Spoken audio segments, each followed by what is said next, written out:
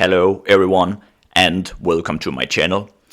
In this video I'm going to talk about a modern TV series called The White Lotus. And The White Lotus is an anthology series that is on Max. And there's 3 seasons right now, and there will be season 4 as well. And it is a series that was recommended to me by my brother, and my brother and I has a very different taste. Let me just say that. So I was a bit skeptical when he recommended for me and my parents I think it was in March. But we started watching it, and now I have finished all 3 seasons. And I have to admit it is quite interesting series. I think in every season there are these rich people that are going on a vacation on how should I say a White Lotus hotel in an exotic location. The first season is in Hawaii. The second season is in Italy, in Sicily, and the third season is in Thailand. And then you're following different people there, and everything seems quite relaxed, and they are very attractive people, all of them pretty much, but then you're really realizing there's something very problematic about all of them. They all are quite complex human beings. And when I started watching the first season, I was pleasantly surprised because I thought it was quite funny, actually. I really think the first season works because it's kind of a dark comedy. It has a lot of colorful characters, and it also plays with a lot of awkward situations.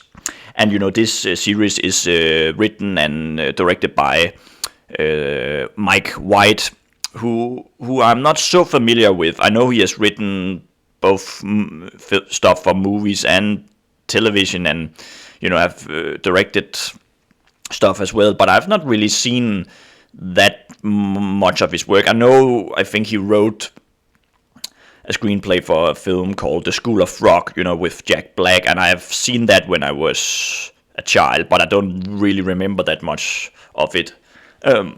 But what I kind of admire about Mike White is he really understands to make a funny, awkward situation about some random things. It's just people talk in general, and they say something, and you just know it is not the right thing to say, and you can just feel the awkwardness.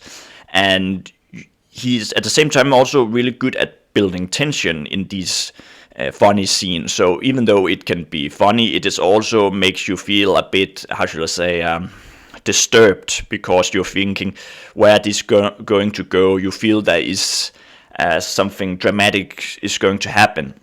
And that is, I think, his biggest strength. He's great at writing different types of characters and making them all feel relevant to the story, or at least in the 2 first seasons. But he has an understanding for writing dialogue. You can definitely feel that, and he's good at working with good actors. And I think all these 3 seasons has great actors in them.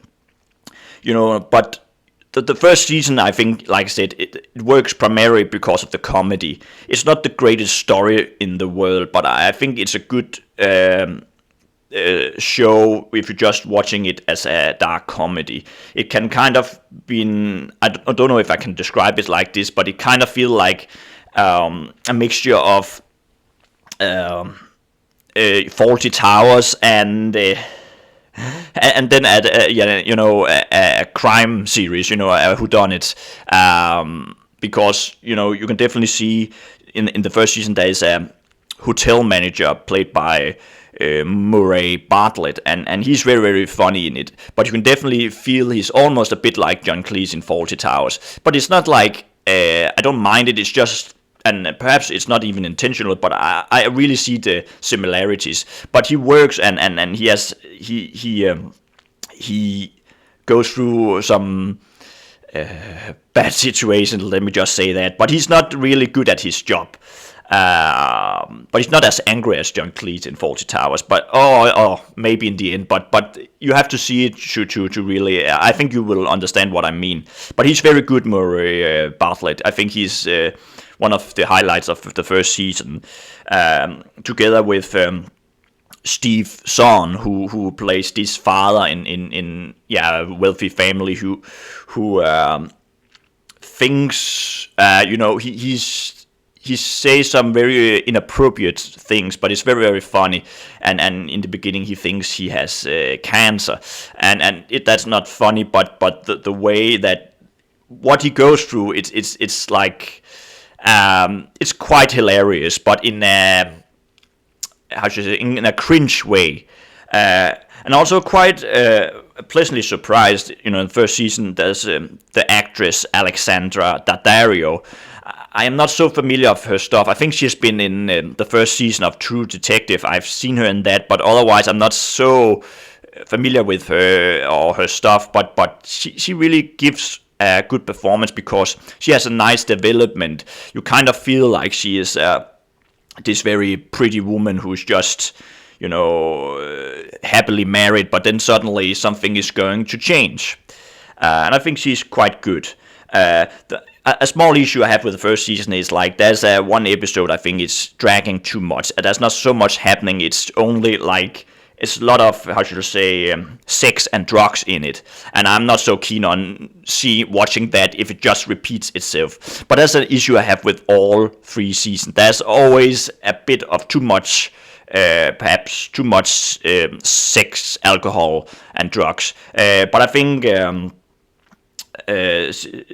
But mostly season 1 works just for what it is. But then there's season 2 here, which is the only season I have here on DVD. And another surprise here is that it's much better than season 1. And it's not normally I will say that season 2 is better than season 1. But what really works with season 2 is like the story is just much more interesting and captivating. There's much more intrigue between the characters, and I also think the characters are much more nuanced. All of them, even the minor characters, I think all of them have a purpose in this story, and they don't feel like side characters. They all kind of have their own arcs, and pretty much all of them develops. And what I also like about the second season is like you kind of have a perception of some of the characters, and then it changes because it develops, some in a bad direction and some in a more positive direction. I'm especially keen on Meghann Fahy's character. She plays this woman who's also seemed like she's very much happily married. She seems quite ignorant in the beginning. She seems like she doesn't know anything about the world, and she's just this woman who just looks quite attractive but doesn't really have any substance to her. But then you, in small ways through the season, you discover that there's much more to her than you realize. She's kind of perhaps one of the smartest people in it, because she knows, without spoiling too much, she knows that her husband isn't so faithful to her, but she used it to her own benefit. And you can see that there is a sadness to her through this season, but she hides it. She has this mask that she's presenting, and that I found to be quite fascinating. What I will say, there's so much stuff beneath the surface, something you're not necessarily seeing, but you can interpret in the different ways. And I think season 2 is excellent to do that, or to show that. I think all the characters are so rich and interesting in these seasons, even though they are quite it's difficult to identify with them in the beginning, because they are all quite rich, or most of them are. But you're realizing there's a human side to them. But I also have to mention Jennifer Coolidge, I think that's how you pronounce her name, and she is really a highlight. She is both in season 1 and season 2. And what I haven't told is like every season is pretty much new characters, but there are some that are in both 1, 2, and 3. But Jennifer Coolidge is in season 1 and 2, and she is an absolutely fantastic actress. She is such a funny and yet sad character. You know, she's very wealthy, and you can clearly see that she again also wants to makes you think that she's very happy in her life, but she really isn't. All she wants is somebody to show affection to her, a husband, or just real friends. And she, in the end, you can just, because she's a bit awkward in her behavior, you also realizing that not many people really wants to have something to do with her, because they feel like she's such a diva, you know, and she is, but you also see the human behind her, and I really think she's perhaps the most interesting of all of the characters in all 3 seasons, and she has a great arc, I think, but you know, I think season 2 really works because it's a great mixture of both the humoristic sides and the dramatic side. And what I admire about season 2 is like it is very dramatic and also a bit perverse. It's sad and it's dark. It goes in really dark directions, and it's much darker than the other seasons, I think. But it does it, I should say, in a not necessarily realistic way, but it does it in a convincing way where you believe in what is going to happen. And there's suspense, and I like stuff that's a bit dramatic, you know. I like stuff where there's tension, and that it really has that. It's not really, like I said, the only issue I can say with season 2 is perhaps some of there are still some scenes where there's perhaps a bit too much sex and drugs, but like I said, it's also part of the whole series, you know, and you know, it's also a series that wants to be kind of sexy in its look, and season 2 is perhaps the most sexy of them all, if that makes sense. It's really there's a lot of bodies in it, but it's still, you know, you also feel like, oh, something bad is going to happen, so it always have that sense of, ooh, what is happening here, you know. And like I said, I mentioned Meghann Fahy's character. She's in this very interesting and weird relationship, and she's on vacation with her husband and 2 other couples who really can't figure out each other because they have kind of lost passion for each other. So that their whole holiday is about sex, and it's about desire, and it's about jealousy, really, and it also goes in some creepy directions. Yeah, but season 2 is quite excellent. It's really well written. Season 3, I'm going to talk about season 3. I'm not so keen on season 3, I have to be honest. It's not bad, but it's really a mess. It's more dramatic than season 1, but it doesn't have the substance as season 2, I think. And so in the end, I feel like it goes in too many different directions, but without reeling.